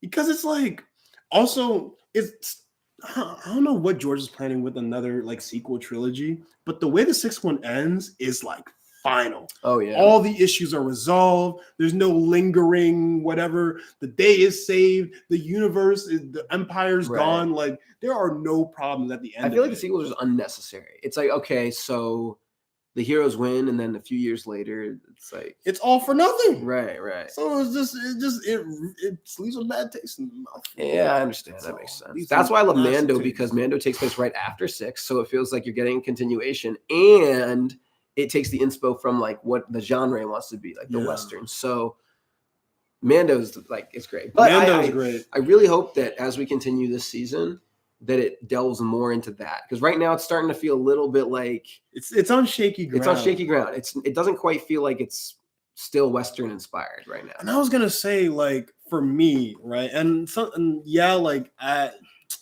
inspiration feels different, but I can almost give it a pass because I mean, over time, these things are just going to change. Right. But I feel like they shot themselves in the foot because season 2 they wrapped up the biggest plot line of the show. Yes. So it feels like shit. We have another season. What do we do with these characters? And then they did half the plot of what probably should have been season 3 in the second half of the Boba Fett show. Oh my God. Which the Mandalorian episodes are incredible. Like the fight scenes in that are incredible. They're great. For the Mandalorian. They are not here for Boba Fett. And then how do you even jump from the end of season 2 to the beginning of season 3 and make any sense of that? There are characters that shouldn't be where they are. Like that's the thing. It's like the issue, and I'm fine with Mando showing up and having like standalone episodes inside of Boba Fett.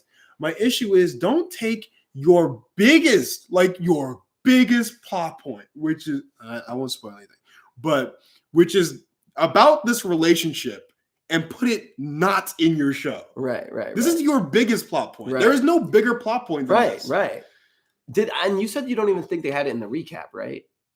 No, I don't think so. Yeah, I don't even remember. You must have seen Boba Fett because you're a fan, right? Yeah, I saw Boba Fett.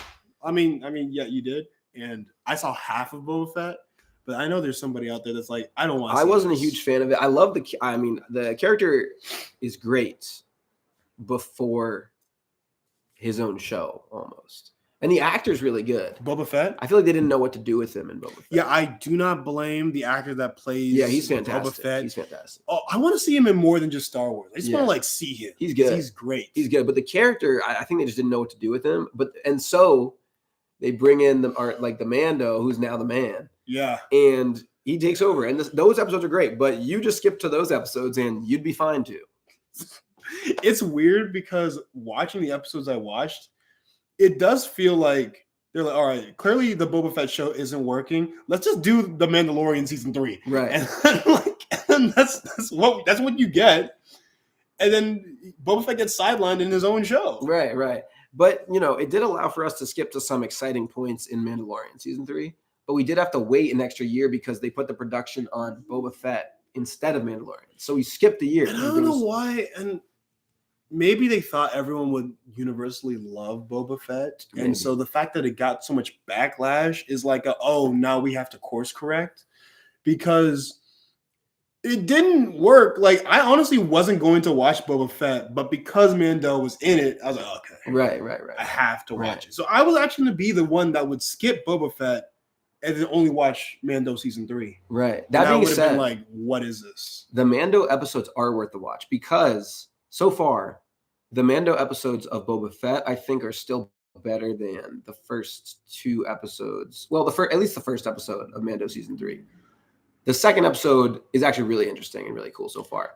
But they were really well directed too, especially the intro episode with Mando in Boba Fett. The intro sequence. It's ironic because I feel like the episodes where Boba Fett comes back are not well directed.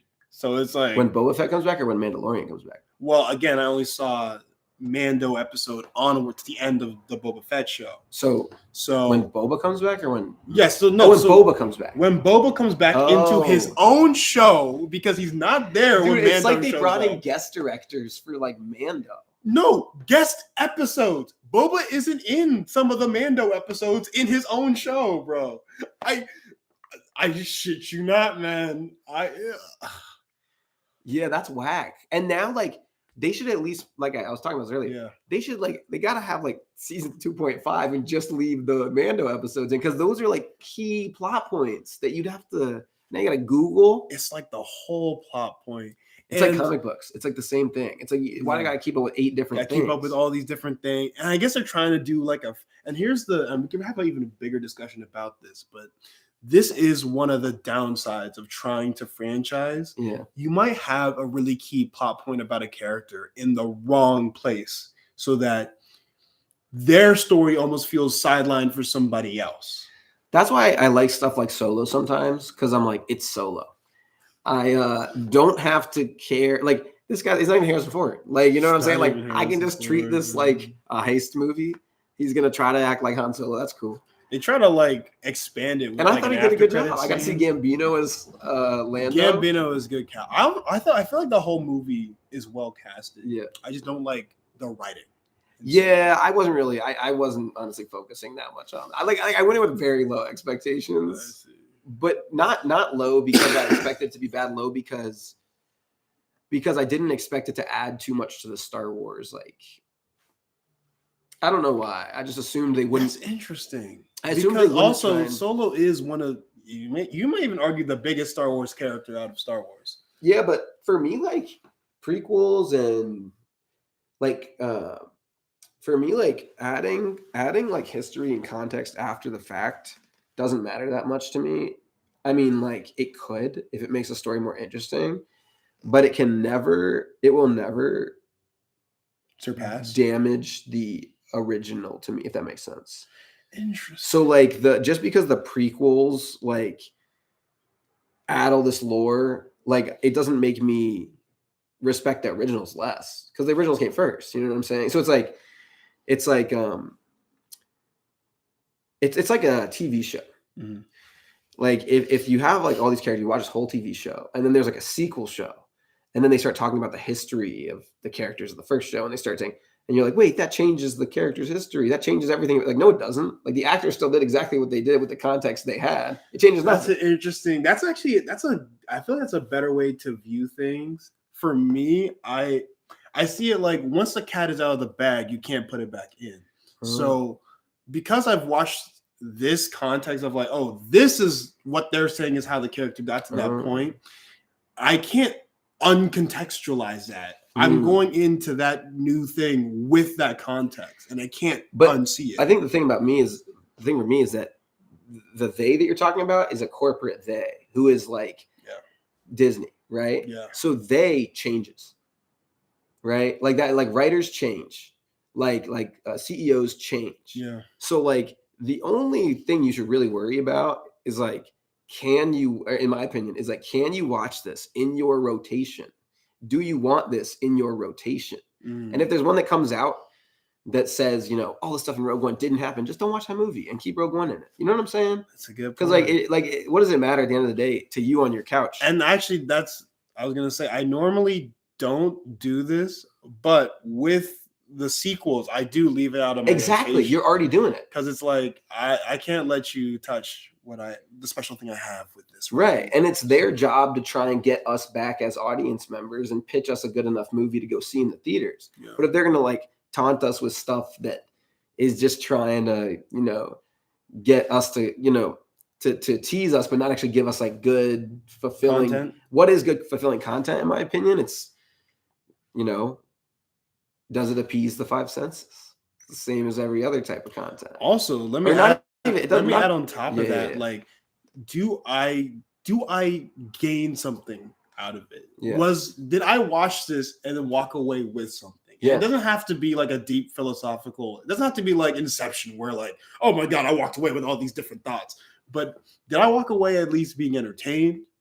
Did I walk away with like, did I have a good time? Right. Like, it can be simple too. Are you satisfied with the plot, with the characters? When I say five senses, I mean, did I love seeing this joke? Right. Right. It can be very simple, but I have to walk away with something. Yeah. And I don't necessarily mean touch, obviously, if you're watching a movie, but like a movie, it's like visuals and sound mainly, right? Does the movie only actually, like, if you're listening, is it satisfying to listen to? Is the soundtrack satisfying to listen to? Is it satisfying to look at? Right? Like, that's enough. And like, if the edits are weird, maybe it's not that satisfying to look at because the edits are weird. That's really important. For music, obviously, boom. You know what I'm saying? Yeah. So it changes based on the art form, and then you get stuff like plot, where it's like, okay, now does this satisfy your sort of like conceptual understanding of a story type of thing? Yeah. And I personally prefer simpler stories. That's why I love like Baby Driver. It's a very easy to follow plot. That's why I like heist movies. It's like, I get it. The stakes are high. You know, there's like a lot of money, and these people need to steal the money for some reason. They're willing to do whatever they can. Like, who doesn't need money? You know what I'm saying? So it's just like, let's go. And like, how bad are the people? Why are they here? Why do they need the money? You know? And that's what. To it. Right. And Baby Driver. It's, in my opinion, that's one of the best movies. I'll say, like, look, if you have a simple story, it's fine.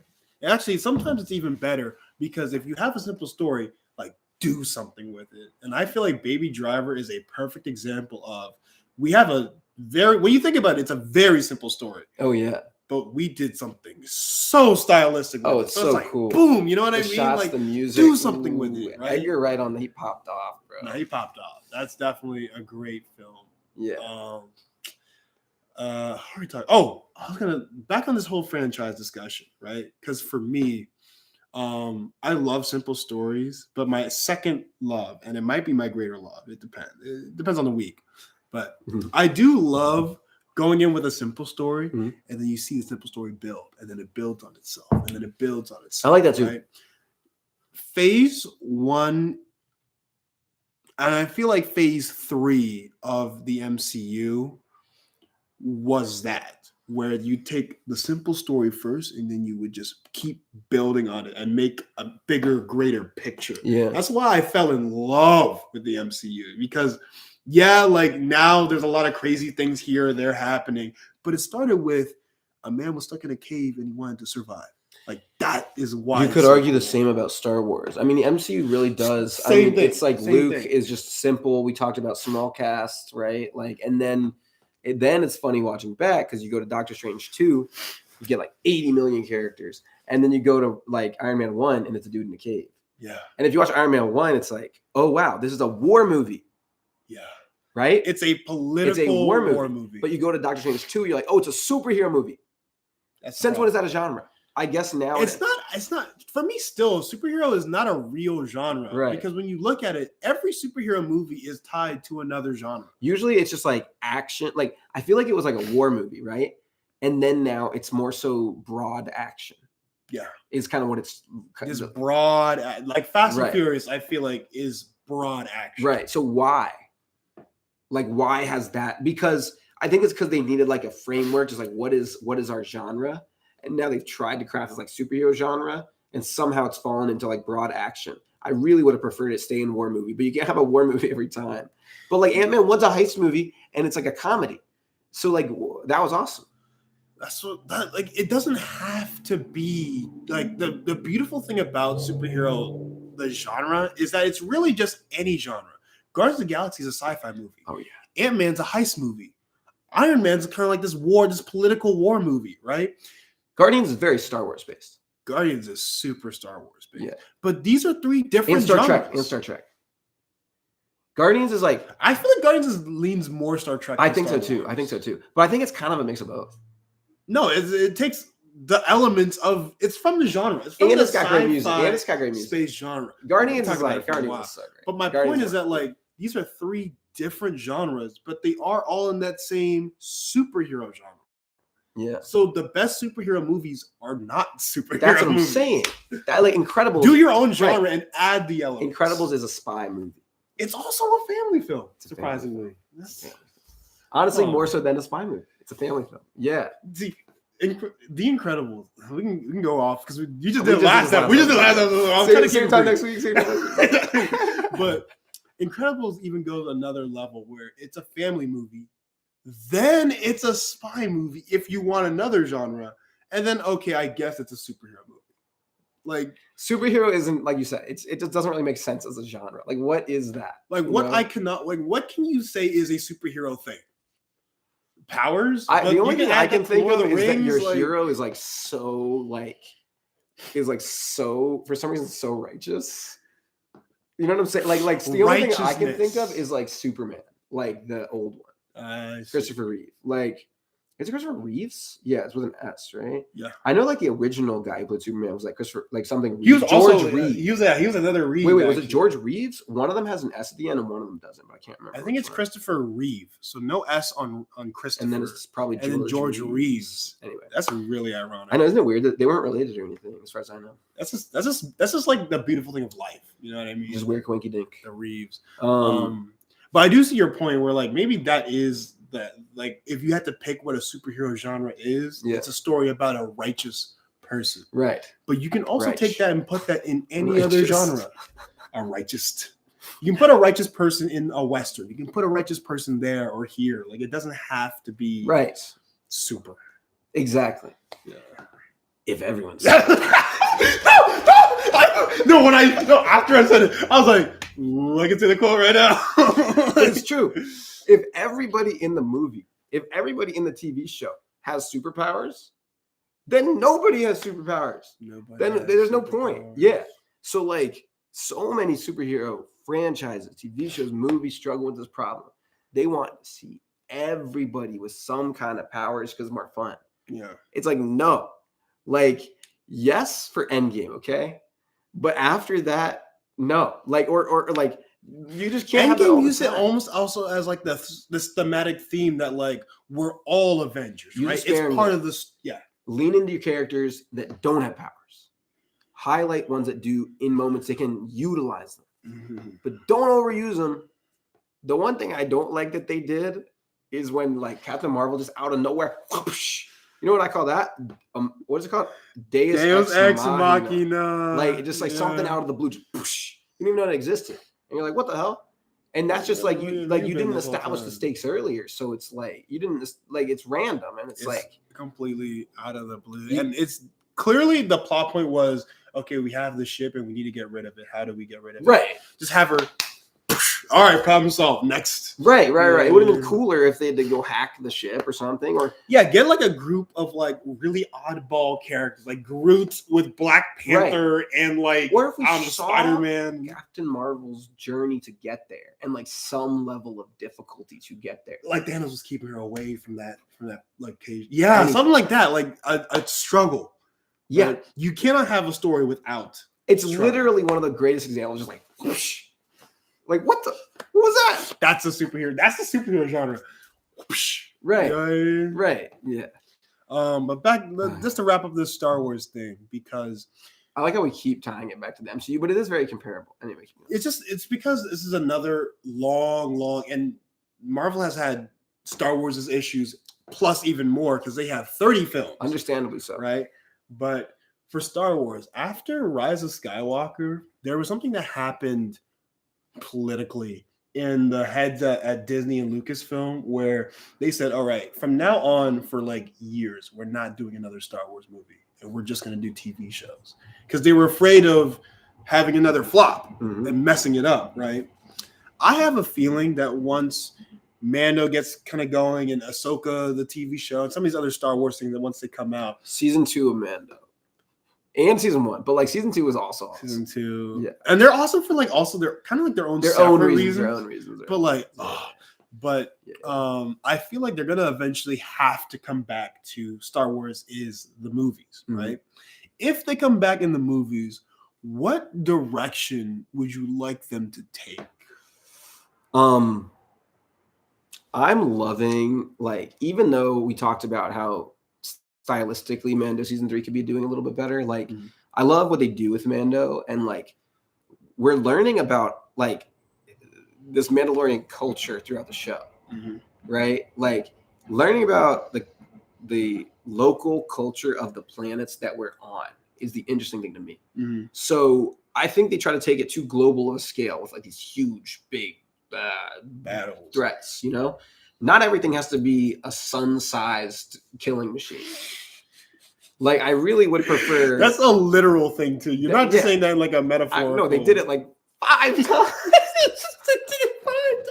That's not a joke. And guess what? It's not a joke. It's 1 inch bigger in diameter this time.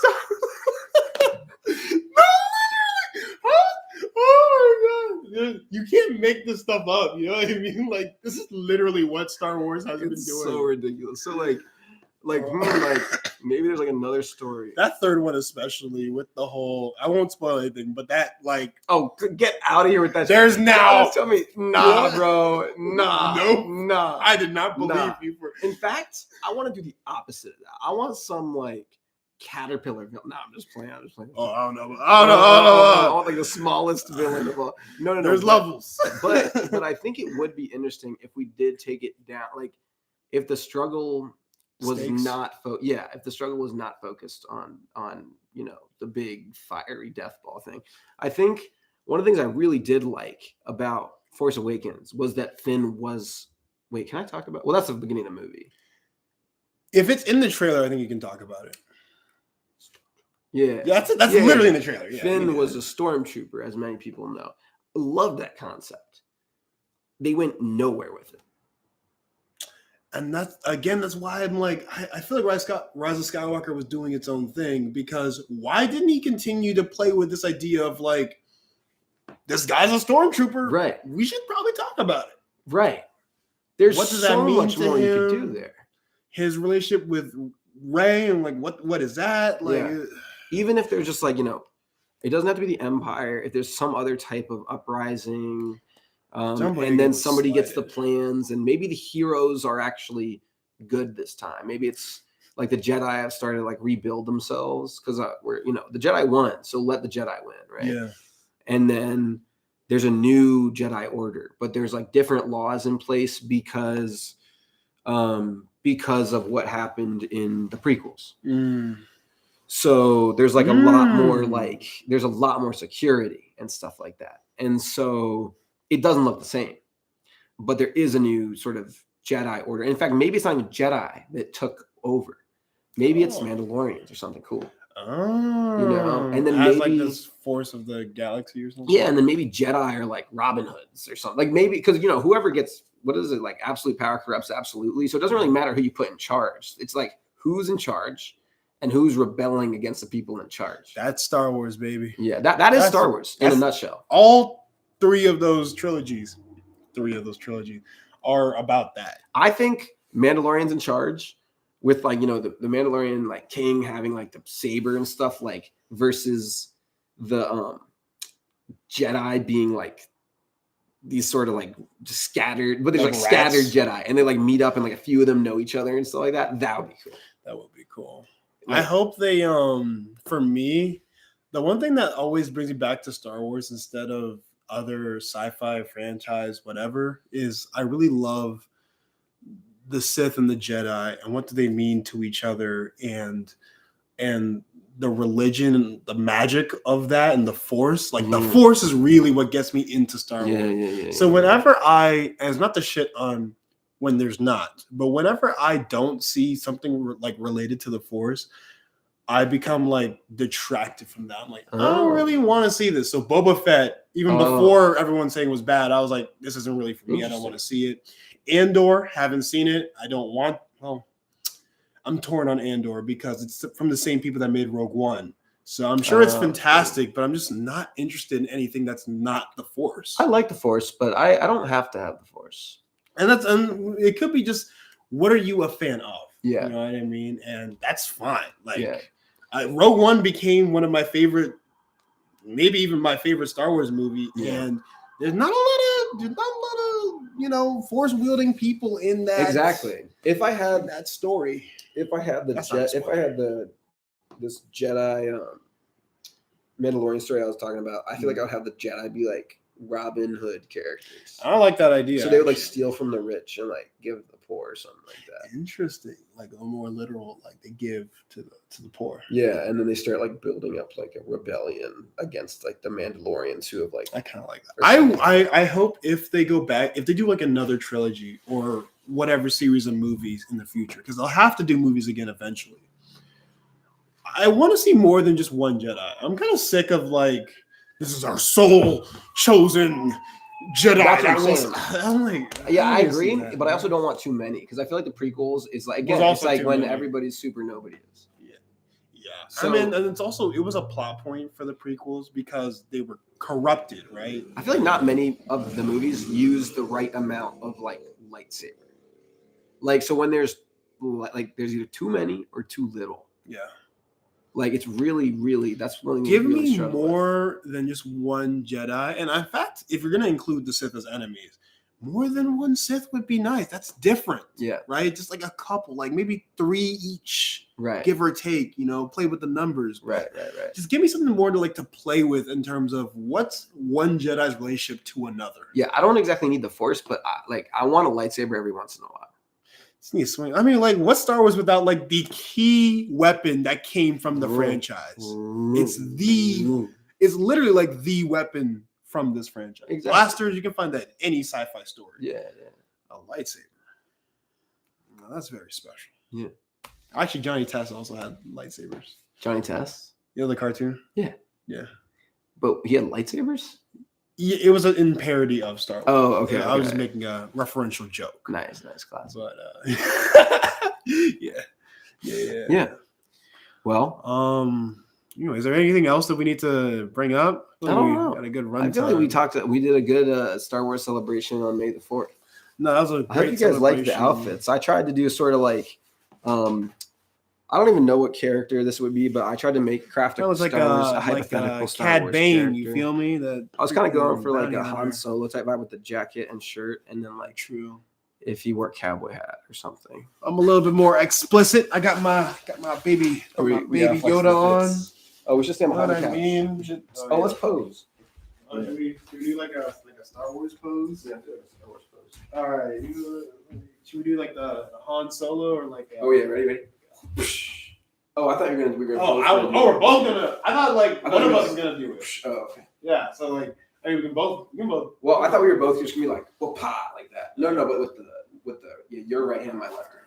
Ready? One. Wait, we're just casually. Oh yeah, casually. Okay, 3, 2, 1, go. Wait, is it on go or is it on one? When I say go, then we shoot. So who shot first? Find out next time. All right. Ready? All right. We're gonna go on go. Okay. It's gonna be 3, 2, 1, go. All right. What are we doing in the meantime? Maybe we're just like going about like our daily. Maybe I'm like tying my shoe or something. What do we have on? Oh, jaw on the table. Wow, it is hot in here. You know what I mean? It's crazy. 1, go. That's it. You got it. You see that, right? We got it. Yeah, we got it. All right. Till next time. Thank you for joining. We're gonna wrap up here. But thank you for celebrating Star Wars with us. May the 4th be with you once again. Yes, may the 4th be with you. And also, what's that? What about Revenge of the 5th is also coming up, right? What? Revenge of the 5th. There's a second Star Wars day. Revenge of the 5th? There's May the 4th, and then there's Revenge of the 5th. What day is Revenge of the 5th? Not May 5th, no? I don't think it's May 5th. Okay, that'd be kind of ridiculous to have 2 in a row. May, I think it's I think it's the next month though. It's like why would it be June? But hold on, it's like, what would Revenge be? Because it's like May, so it's like May the 4th, or maybe it's Revenge of the 6th. So it's like June 6th, or like July 6th, or August 6th, or something like that. There is something like that though. I feel like it can't be as tight of a double entendre or whatever as May the 4th. No, it will never be better than May the 4th be with you. Right. Right. It's just, it's a little more Star Wars celebration. So we might do another celebration. What's a good Darth Vader quote? I got to talk more Mando when we actually finish the season. My voice, it was like, on the first day, it was really like bad because it was like really low. So I did some Darth Vader quotes. I can try to do one for the outro, but it's not going to be, my voice is not as low as it was. Please, go ahead. I want to hear you try. You don't know the power of the dark side. I feel like that's actually more like the Emperor. I was going to say, it's like, you don't know. How do you do his laugh again? Power of the dark side. Know the power. Or some shit like that. Exactly. Something like that. Yes. Good. Good. Do it. Anyway, on that note, it's your boy King Kaja. And Cough Drippy. And we'll see you on the next episode. 2 Chainz. Peace.